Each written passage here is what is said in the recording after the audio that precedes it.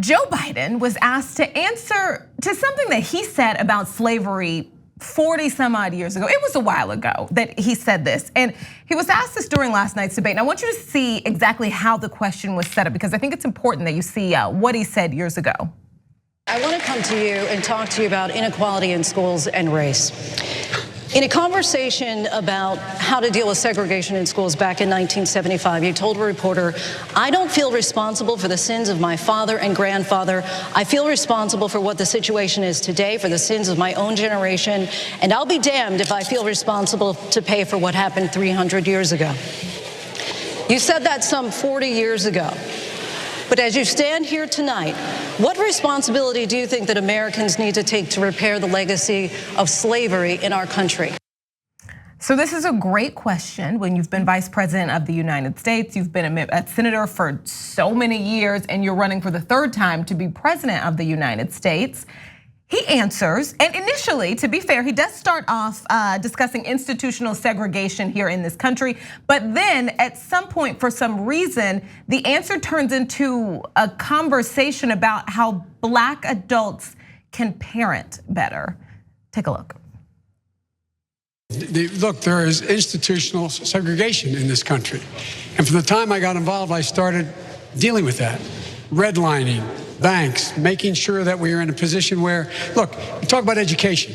I propose that what we take is those very poor schools, the Title I schools, triple the amount of money we spend, from 15 to 45 billion a year. Give every single teacher a raise to the equal raise of getting out the $60,000 level. Number two, make sure that we bring in to help the teachers deal with the problems that come from home. The problems that come from home, we have one school psychologist for every 1,500 kids in America today. It's crazy. The teachers are, and I'm married to a teacher. My deceased wife is a teacher. They have every problem coming to them. We have to make sure that every single child does in fact have 3, 4, and 5-year-olds go to school, not daycare, school. We bring social workers into homes of parents to help them deal with how to raise their children. It's not that they don't want to help, they don't know quite what to do. Play the radio, make sure the television, make sure you have the record player on at night, the phone, make sure the kids hear words. A kid coming from a very poor school, or a very poor background, will hear 4 million words fewer spoken by the time they get there. All right, so a lot of people were focused on the fact that he said record player, that he was obviously stumbling, but I think what was missing in a lot of the discussion about this, at least right after the debate, was the racism, the coded racism in that comment, and the far too widely held belief that Black people can't be good parents, aren't good mothers, aren't good fathers, don't know how to take care of their children. Take it away. I'm gonna acknowledge my privilege, and I'm gonna let the Black people speak first. Oh, well. Since when are you not Black? No, I mean, according to... according to him? Well, let's say. I'm sorry, I'm a comedian on 6 of the other days of the week.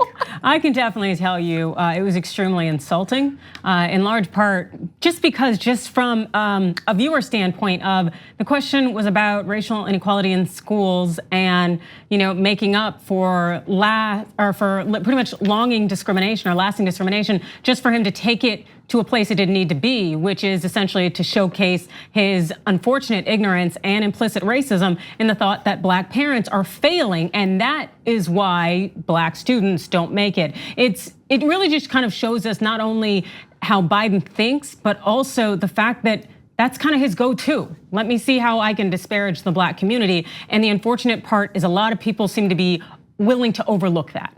Well, it's not a deal breaker for you if you don't have to deal, if that's not your play. If you're not walking around worrying about getting pulled over, if you're not worried about your kids when they leave the house, that's not your play. First of all, I could just start with this statement: Joe ain't it, right? As the kids say now, he just ain't it. And apart from that, he seems a little incoherent, and he seemed like he was really struggling. And I'm not gonna make fun of that because I don't know what is going on, if it's just exhaustion or stress or whatever, but something isn't right, the blinking, there's something going on. But in addition to that, first of all, when you talk about social workers coming to repair the problems of parenting, which all of those issues are the problems that are a direct result of systemic racism and oppression. I get tired of hearing people blaming Black people for their own oppression. It just, it's so exhausting. It's like constant now, right? We talk about parenting. Are you talking about parenting when you're talking about these white boys that are going in and shooting up movie theaters and churches? And you're talking about parenting when you're talking about all the issues that we see in society that we are constantly dealing with that come from people who are white. You don't ever sit around here listening to people talk about the parenting. It's only parenting when it comes to Black and brown teenagers and the issues that they're having. And the problem that we're dealing with is that no parenting is going to outdo systemic racism. Yep. You can parent your children all you want. Look at that little boy that was a great student and got shot and got killed by a cop. He was an amazing human being, and that parenting made no difference with the issues that are specific to Black and brown people. A lot of you come to me and say, all you talk about on the TYT is about Black and brown people. Well, if I don't and we don't, then who will? Because listen to the people, and this article where it says we're looking for a nominee, Democrats need an anti-racist nominee. No, Democrats need a nominee that's not racist, not anti-racist. Anybody spouts the anti-racist rhetoric. So many people say, well, I'm anti-racism, I'm not. We need somebody that's gonna say, hey, you know what? I am a little racist. I am basking in some privilege, and I think I need to do something about this. And the way that we do something about it is digging deep and going into where the real problem is, and stop blaming all of the results of the problem, blaming the problem on the results of the problem, and deal with the actual problem. The TYT Plus app is now available on iOS and Android. Download to get more TYT content at tyt.com/app.